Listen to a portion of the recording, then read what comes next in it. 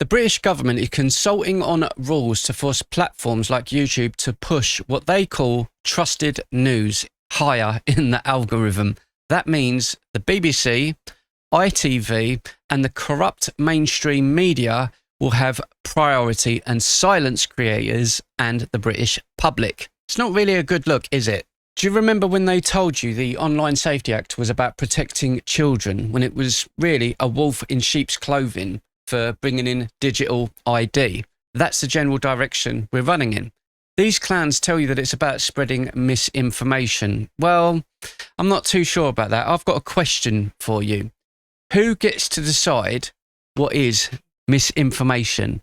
You know, who gets to decide who we should trust? Before anyone screams that, I'm exaggerating, here's the absolute waffle in their own words. The UK government says it's looking at options that will require social media companies and video sharing platforms to make public service media news more prominent and easy to find.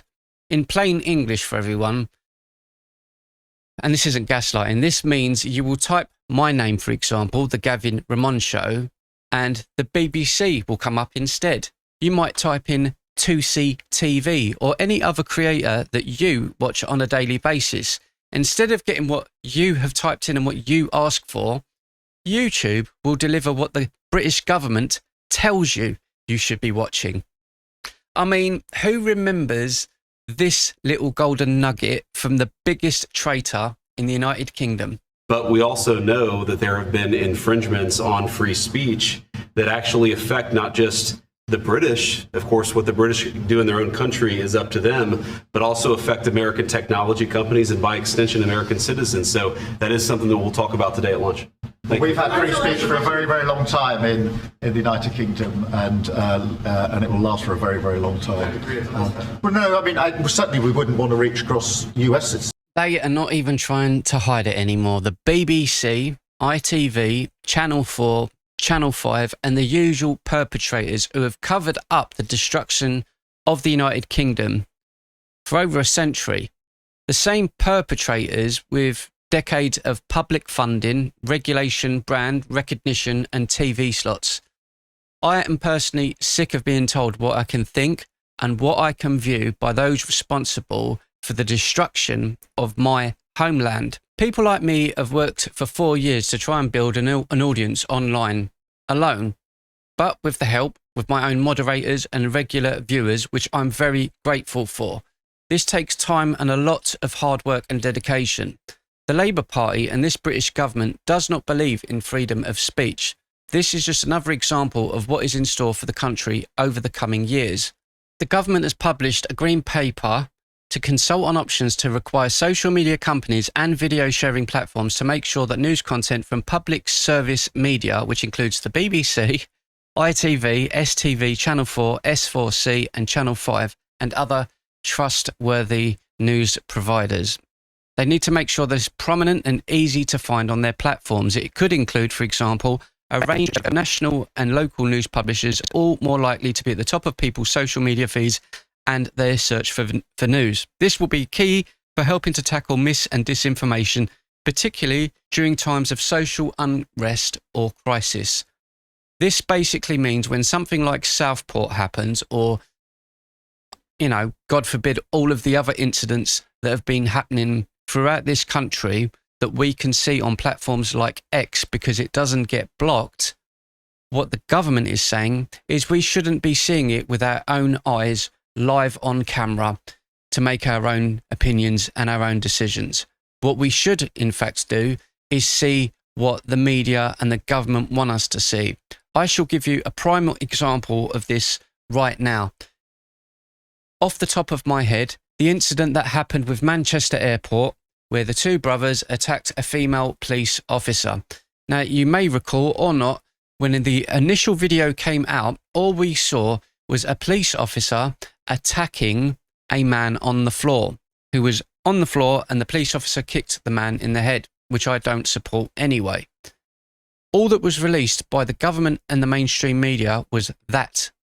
So initially, everyone viewing said clip is going to look at it and say, the police are wrong, they're criminals, they're attacking a man, it's racist. And that was the rhetoric and angle that was being pushed by the government and media. Then what happened is someone working at the airport leaked the full video, which showed the boys attacking a female police officer, and they were arrested and approached because they assaulted someone sort of 10 minutes beforehand, which is why the police were there in the first place. None of that was shown by the media. They were more concerned that the full video came out rather than getting the facts out there. That is really concerning. We could fast forward to another case of Henry Novak, the video that was released of Henry Novak, and we saw how he was mistreated and mishandled by the police. Those people should be in jail. Personally, in my opinion, those people should be in jail. This government will look to silence and block those things from being shown, so people won't know what is going on. You will just see that as white guy attacks Asian man, he's racist. Is that what you want for this country? Because I don't. This is where the word prominence matters. They call this a consultation, and I call it corruption, as it gives a certain content or a certain creator or news outlet a privileged position. So how this works, for those of you that don't know how YouTube works, if I post a video and it initially gets 1,000 views and loads of comments, then it's going to get pushed into the algorithm.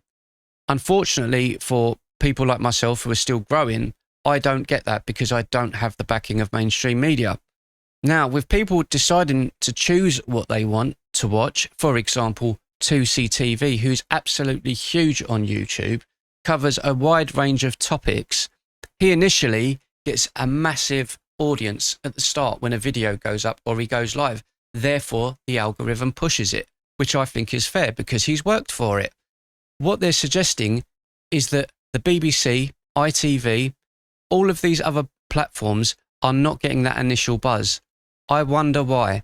Maybe it's because they do things like doctor and edit footage like they did with Donald Trump, which is why the United States government is suing the BBC. Now, this government is telling you, no, you've got to trust the BBC, who lied and doctored evidence. Let that sink in. You get paid for views on YouTube, and by prioritising channels, you're choosing who gets to be paid and who is not to be paid. So if someone like me is silenced and you don't make an income, therefore I cannot continue doing it, therefore silences people from being able to create content and bring you what we believe is the truth by showing the facts. This is how they silence you, and there is nothing that we can do about it. Controlling an algorithm is publicly admitting to cheating your way into people's feeds and into people's minds. I will repeat this. They told all of you these things were about protecting women and children and the spreading of misinformation online. This is the same UK government that lied after the Southport riots, claiming there would be over 100 far-right protests in England. They did this on national TV. Keir Starmer stood there and said there's going to be 100 far-right riots tonight. None of that happened. So why was he not held to account? Because if I would have said the same thing, I would have had the police knocking at my door, the same as many of you have had over the last 24 months. The same Prime Minister who covered up working with someone linked to Jeffrey Epstein, that same Keir Starmer who lied in Parliament multiple times to save his own skin. What was it they said? Let's have a look again. Oh, that's it.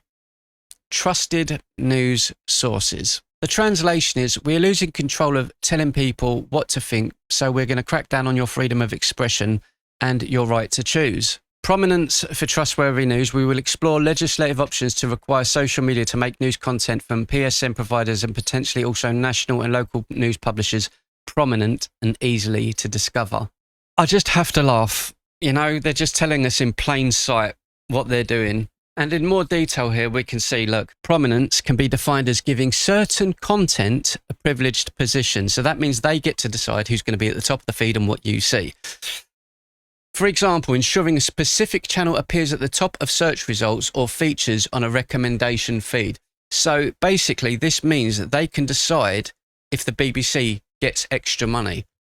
They're basically rigging themselves to earn more money. It's corrupt. I can't believe that they're actually putting this out there. It's bizarre. It really is bizarre.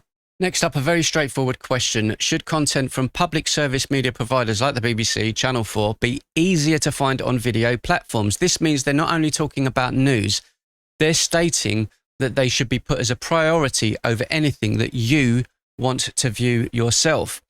I mean, how do you put it in plain English, really? This is corruption and exploitation in plain sight. It started with attacking Elon Musk on his platform X, which is formerly obviously known as Twitter. I told you months ago this was never about doing what is right for you and the general public. I told you that it would not end there and they will crack down even harder. To me, this is just the next step in a long road to the destruction of our homeland. The UK government tried to get access to your mobile devices. Do you remember that? With Apple devices, the Apple iPhones. And this resulted in a court case because they wanted access to your personal data. Believe it or not, they wanted access to your personal data to give the British government what they wanted. I once joked that we're becoming like North Korea. That joke does not seem so funny anymore. I don't know whether to laugh or cry, but when they ask what type of content should be easier to find, news and current affairs is right there on the list. In plain English, this is not about you just finding, I don't know, Bake Off. I do like Bake Off. Or old drama repeats of your favourite little comedy sketch, you know, 40 Towers and all those other classics, Only Fools and Horses. This goes straight into politics, current affairs, and who gets visibility when the country is arguing about serious issues.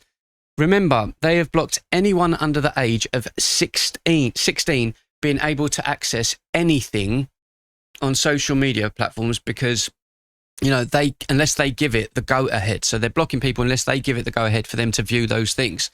The same go-ahead they've been giving to school teachers in the United Kingdom who teach children that a man can get pregnant.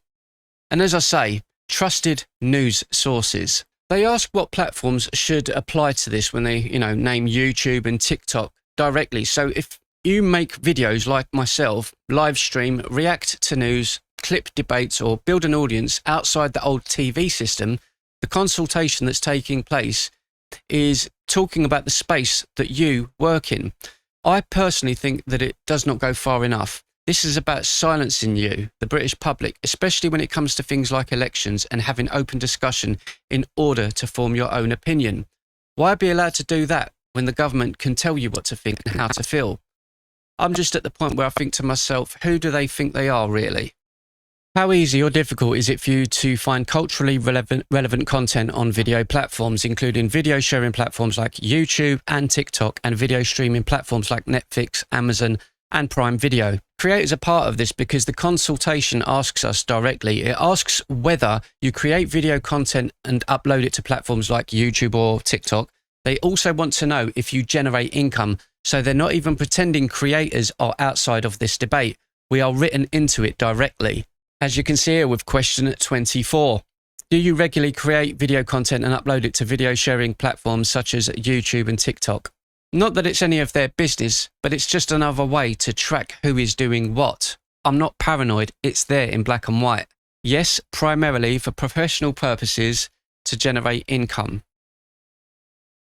So now is where the government's wording gets very slippery. They want trustworthy news to get prominence, but they also admit they have not decided what the criteria will be. So the boost is being discussed before the rule book doesn't even exist. It's a lovely bit of democratic admin there. Build the machine first, then define the danger later on. Here's a little bit of gold for you. It says, for example, between 30th of July and 7th of August, following the Southport incident, a wave of anti-immigration public disorder and riots took place across the UK.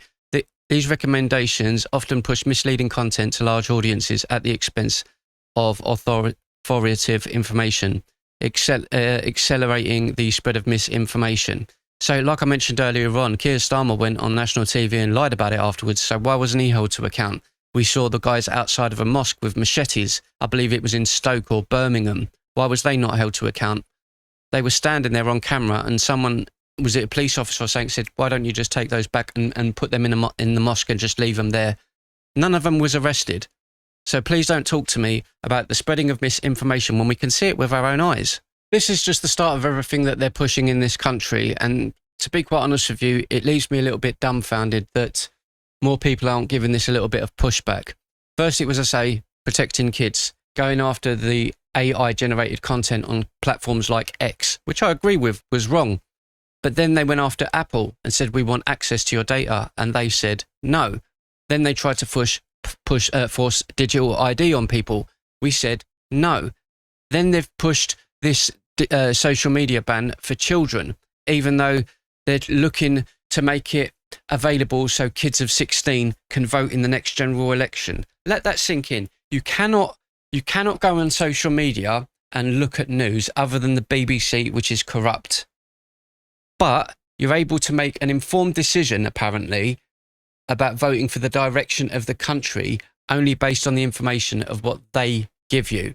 None of it makes sense. The whole thing is so controlling. I've never known this country to be so completely lost. Why do you think so many people are pushing towards reform or restore Britain? This is why. Why do you think the Labour Party got completely wiped out and Keir Starmer is gone? This is why. People have had enough, and I'm going to do a lot more in-depth data and videos like this in the future. So if you enjoy this kind of content, please let me know. I've only got through, honestly, 10% of all of the information that I wanted to go through here, but I've been recording for an hour and 30 minutes that I've got to cut this down into a video. I didn't realise I'd got so much information. So if you want to see me continue exposing and talking about things like this, please let me know and give me some encouragement. I'll see you guys next time.